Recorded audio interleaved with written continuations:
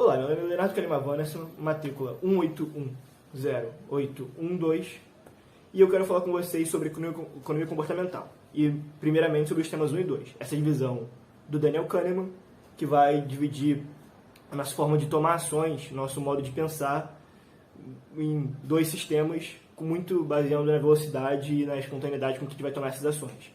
A gente vai ter aí o sistema 1, que é muito mais intuitivo, ele vai fazer associações de uma forma mesmo involuntária, sem que você tenha um esforço deliberado, e o sistema 2 não, ele vai precisar de esforço, de intenção, porque ele vai ser ações muito pensadas, com base em regras racionais.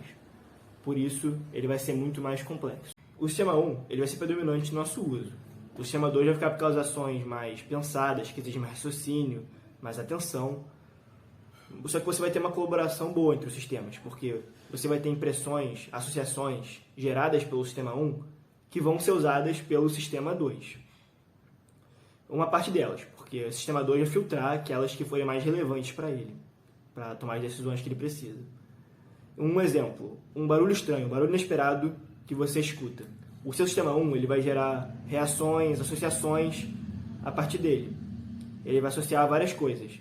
O seu sistema 2 ele vai usar essas associações para pensar racionalmente, dentro da informação que você tem, o que pode ter causado aquele barulho.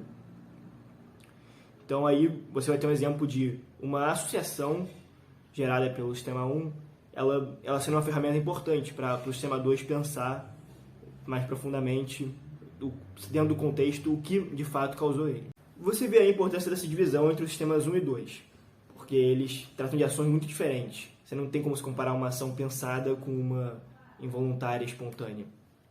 Por isso a importância dessa divisão do Daniel Kahneman. Agora vamos falar sobre vieses.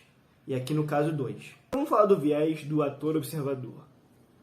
Esse viés faz com que a gente seja muito mais rígido julgando o comportamento dos outros do que o nosso. E aí, por exemplo, se você comete um erro, você vai ter uma justificativa para ele e você vai botar muito do peso desse erro nessa justificativa, seja qual for. Mas se outra pessoa cometer esse mesmo erro, dessa mesma justificativa, você vai... Não pode parecer uma desculpa esfarrapada para você. Você vai depositar mais na culpa da pessoa do que se você fizer isso e tiver essa justificativa. Você vai ser muito mais rígido julgando o comportamento do outro, assim como a conquista do outro e a sua. A sua conquista, você vai atribuir muito mais sua competência, ao seu mérito.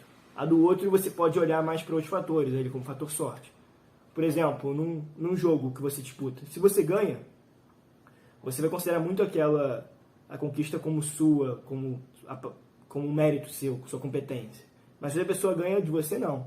Você vai olhar mais aquele fator sorte, a falta de sorte sua ali, você vai relativizar as coisas.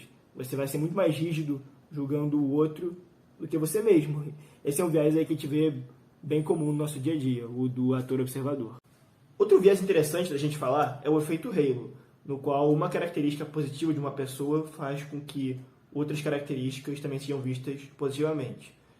E aí, por exemplo, pessoas mais atraentes serem vistas como mais competentes. E aí isso mostra a importância de a gente sempre causar uma boa impressão, seja na aparência, no discurso, na forma de pensar. Essa primeira impressão ela pode ser muito importante, porque ela vai determinar muito como você vai ser vista, como você vai ser julgado em várias características suas, não só naquela. Então esse viés é muito interessante porque você vai ter aí uma relação entre características que às vezes não tem nada a ver.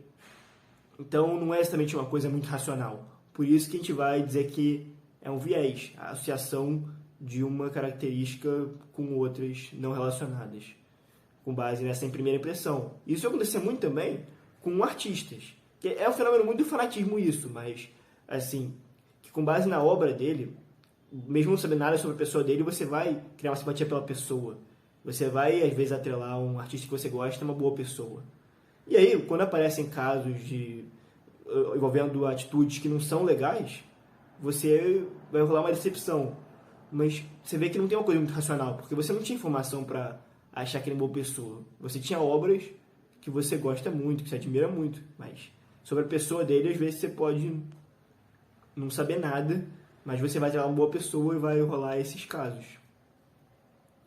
Então, isso é mais um exemplo do efeito halo, em que essa primeira impressão, essa característica positiva que você vê, você acaba transmitindo para outras características da pessoa.